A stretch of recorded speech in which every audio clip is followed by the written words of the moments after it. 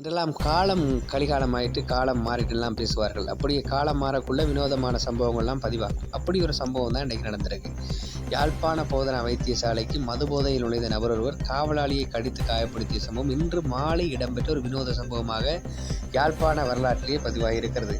அதாவது மதுபோதையில் நோயாளர் விடுதிக்குள் நபர் ஒருவர் நுழைய முற்பட்டிருக்கிறார். குறித்த நபரை வைத்தியசாலை காவலாளி தடுத்து நிறுத்தியிருக்கிறார்.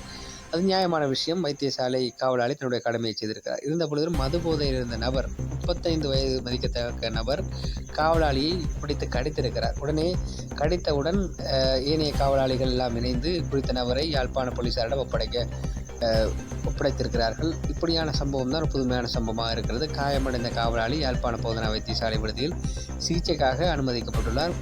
சம்பவம் தொடர்பான மேலதிக விசாரணைகளை யாழ்ப்பாணம் காவல்துறையினர் முன்னெடுத்து வருகிறார்கள்.